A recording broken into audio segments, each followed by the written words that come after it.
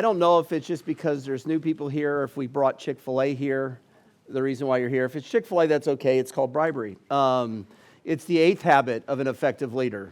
Bribe your people. I'm kidding, kind of. But as Weston said, we've been going through this book, The 7 Habits of Highly Effective People. And you might think, well, we're going through this because he wants me to be effective as a barista at Renova, or an info worker, or somebody who works on class council or in cab. No, these habits start well before you will ever move into these positions, and they will long last well beyond being in these positions. Think of it like a sponge. These habits are kind of like a sponge, and when you get squeezed, what comes out of that sponge? So if you've done dishes for a long time, that's what I get to do at my house. That's my privilege. It's better that I do the dishes and not cook. So when I'm doing the dishes, after a while, and I squeeze that sponge out, it's got a smiley face on it now, which makes me really happy. But when I squeeze that out and you start to see the dirty water, you're like, okay, I need to clean this sponge a little bit, because I'm squeezing, and what's on the inside, which I might not see on the outside, is coming out. And that is what happens with habits. You might be like, you know what, I'm pretty good. I don't get too angry. I don't get too frustrated. But then in situations in life, and you get squeezed, and you get more squeezed, and you get more squeezed, what is that water that is coming out of your sponge? So when we look at this book, we're looking to be effective, and effective is different than efficient. We live in a world where you probably think that effectiveness and efficiency are the same thing. They're not. We live in a world where people are like, the more you do, the better you are. That is a flawed way of thinking. You should be good and efficient at what you do and get things done in a timely manner, not procrastinate like waiting to the last minute to write a paper. You should be that way, but doing the right thing is more important than doing the right thing, the wrong thing the right way. So you might be doing the wrong thing and you're doing it really well, and now you're really busy and your schedule looks so busy and you're so proud of how busy your schedule is because you're worried about efficiency and not about effectiveness. And that's what these habits are helping. We're looking to get 1% better every day.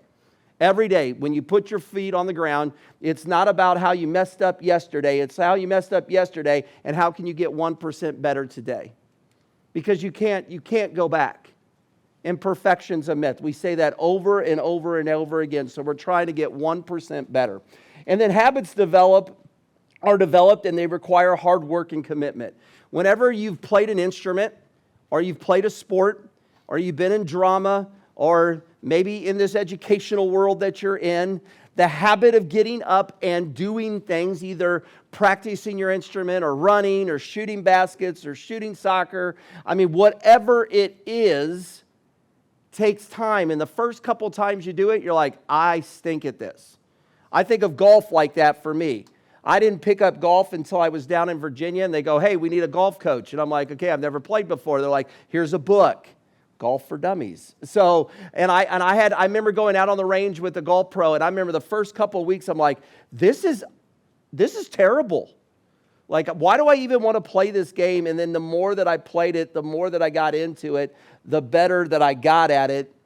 And that's kind of like what a habit is. So you got to get in, you got to do it. So today's topic, we're going to kind of summarize all 7. And the goal today is to look inside so that we can serve outside.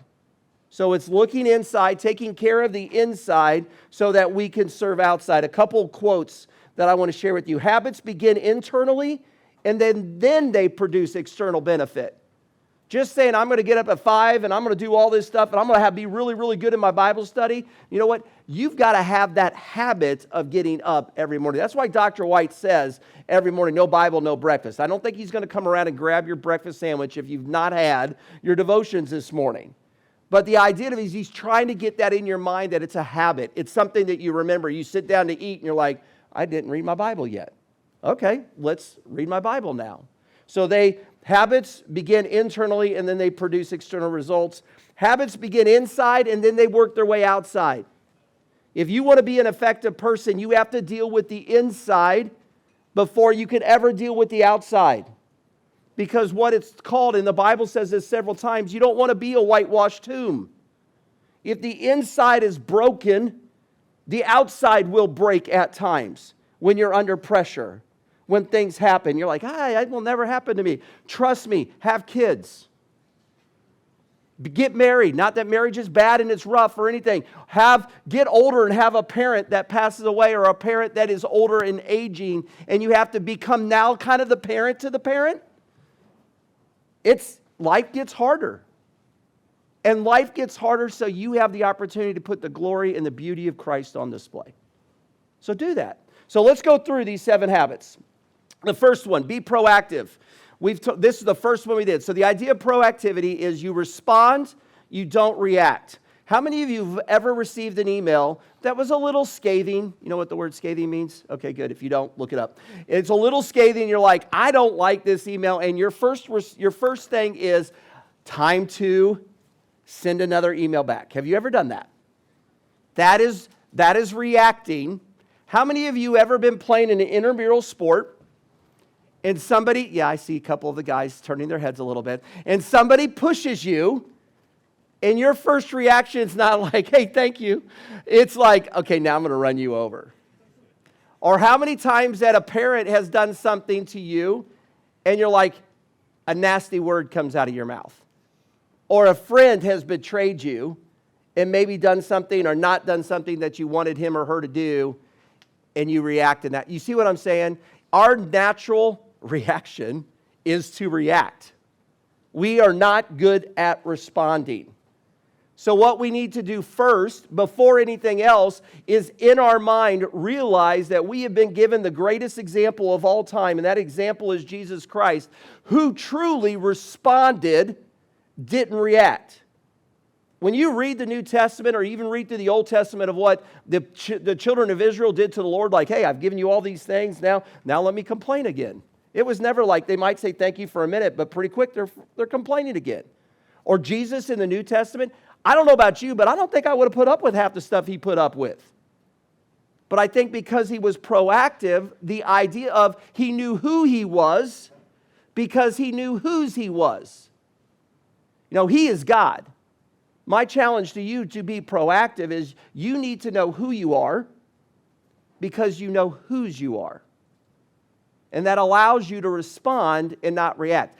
I hate it. I got an email this week at 10 o'clock at night from a colleague, and it was scathing.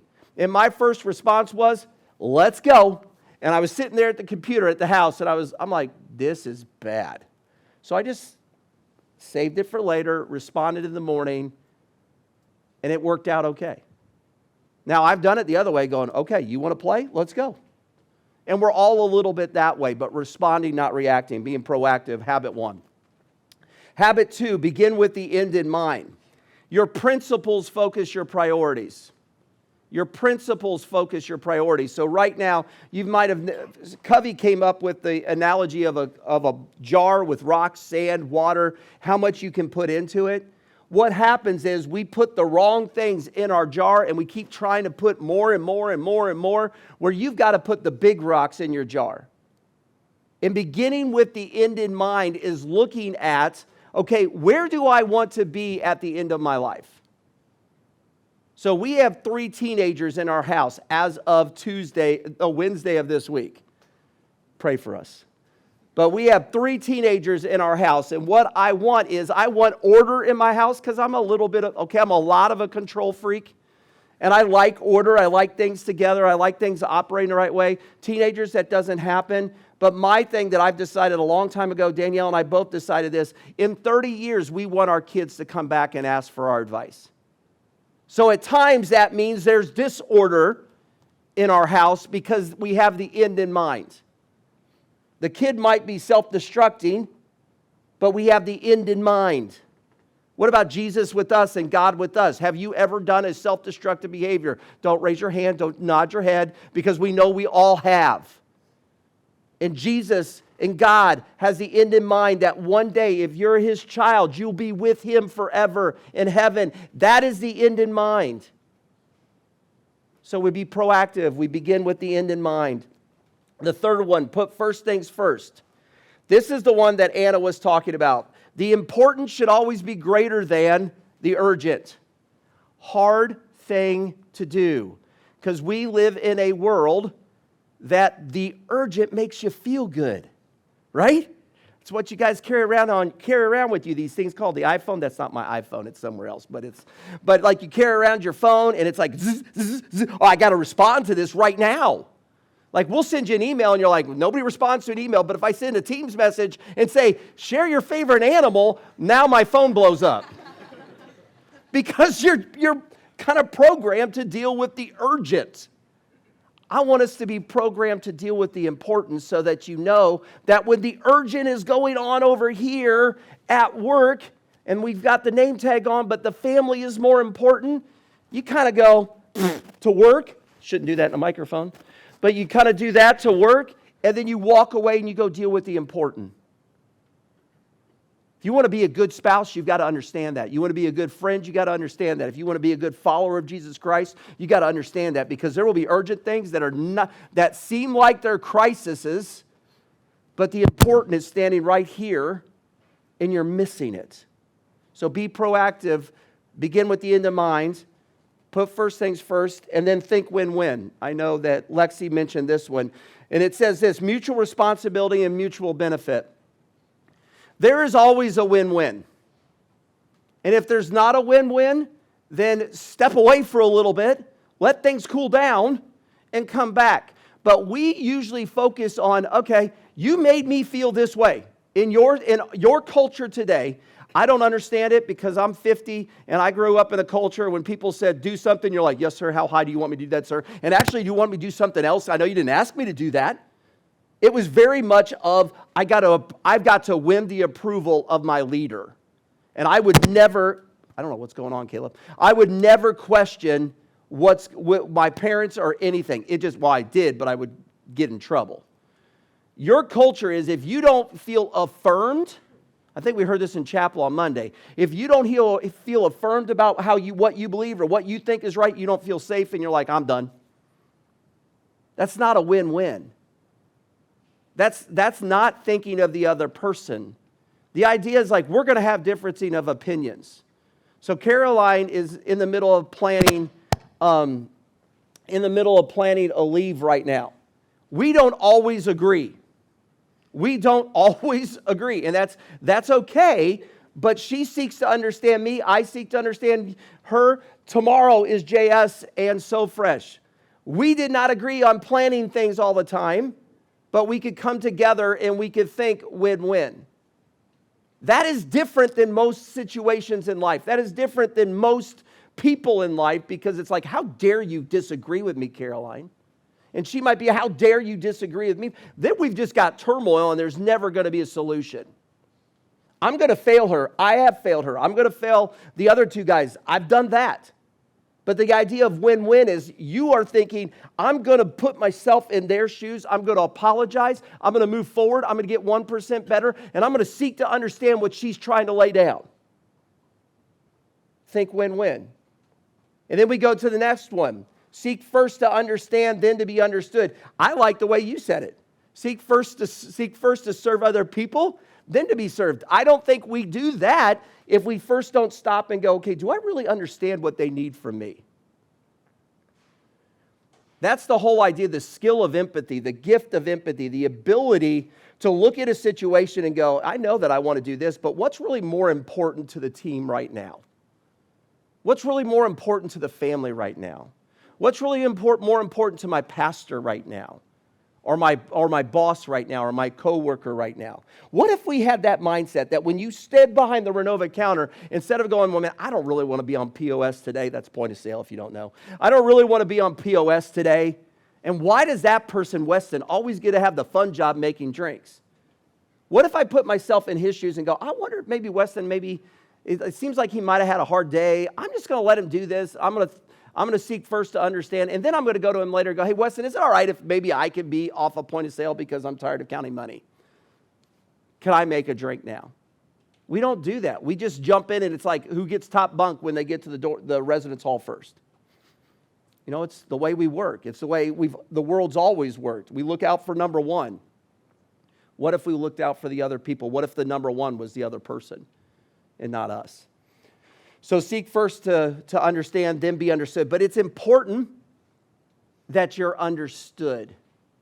I think where people falter with this one is they're like, I've got real empathy. I understand Natalie, but you never give Natalie the benefit of making sure that she understands you.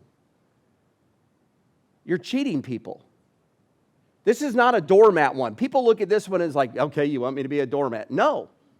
I want you to put yourself in their shoes, and then I want you to give your opinion, but it's based through the filter of, now I understand what they're thinking, so I'm not going to be as much of a jerk right now because I'm understanding where they're thinking. If you forget one, you've forgotten this whole thing. So you seek first to understand, then you got to seek to be understood. Synergize. It's a word I like. It's the idea of principles of creative cooperation.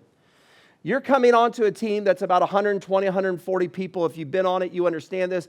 Everybody wants their own thing. They want their own thing to put in the ground and go, look at what I did. And that's okay. But it's more important that you look at, hey, we're able to do this with this so that we can serve the greater population better. So the idea of synergize is stop trying to do everything yourself and work with other people. Work with other people. Next year's BZ Principles is going to be all about the working genius. The idea of working through, how do we view work? Where are you gifted at work? Where are you not gifted at work? You know where I'm not gifted at work? I cannot. If you made me sit in my office and wonder about, like, I wonder what we could do different, I would probably need my office padded. Jesse loves that. But I'm also an inventor, so when Jesse's wondering, I'm in there going, Jesse's like, I'm just dreaming here, brother. Slow down a little bit. Or I'm in here dreaming, and Leslie's going like, well, I'm just here doing tenacity. I just want to get things done. And now he's giving me 40 different things, and I don't know which one he wants me to do. So the idea is synergizes working with other people. So now what you've seen is the first 5 is all dealing with looking at the inside. Hey, think win-win. Seek first to understand. Now you're starting to look outside. How can I take the gifts and abilities, the opportunities that God has given me and work with other people? So if I'm working at Renova, one of the ways you can synergize, promote what's going on campus. Listen to what's going on campus. Talk to people, encourage people. So if people are struggling, say, hey, I know you're a sophomore. Let me connect you with the sophomore president, and maybe you can have this meeting, you can talk to, or the sophomore ministry leader, women's ministry leader. Or you don't like alt nights, well, let me tell Leslie, let me tell Cab, let me get some of your ideas. But we get so caught up in tunnel vision that all I do is finance, or all I do is marketing, all I do is Renova. We're not truly synergizing, and we're missing out on great opportunities. And then the last one, sharpen the saw. The analogy was you're out there cutting down a bunch of trees in the forest and it's taking you forever. And this guy goes, you know what, if you would just stop and sharpen that saw, it'd go a lot quicker. It'd be a little easier for you. And then you look back at the guy and go, I don't got enough time. I got to look at all these trees. That's the way we are. We forget that all of these habits, from being proactive to thinking, beginning with the end in mind, to thinking win-win, seek first to understand, all these things. We think all these habits that once we've done, check mark, I'm done. No, every day, how do I get better at this? How do I get 1% better at this? So sharpening the saw is the idea of how do you get 1% better? How do you own it? The idea is it's your responsibility. Have you ever done that where, or maybe let me ask the question first, but have you ever, when somebody says, well, this went wrong with this, your first response is, well, they did this. Instead of going, okay, yeah, I could have done that wrong. There are a lot of times that there are disagreements in our office, and I'm not trying to scare people that are new. But there are, because we want creative thought. But the idea of that is, I've got to be okay with that happening, but I've also got to be okay with admitting when I'm wrong and saying, I'm sorry. Saying leaders apologize first and often. And you might be like, why? Leaders should be the strong ones. Yeah, apologize, show strength. Take ownership of where you might have gone wrong. Take ownership where it's your responsibility. So that's sharpening the saw. So inside out, again, the goal of all of these habits is to make you a more rounded person. Covey is not a believer. He was not a believer. He was from Utah. He was part of the Mormon church. But the idea is you see the common grace in this. The idea that God's principles are true, no matter who says them. Imagine us living these 7 habits as a Christ follower with the end in mind that one day we will see our Savior face to face. Be an effective person. Practice these habits. Get better at these habits. It will have an internal benefit, and it will also have an external benefit.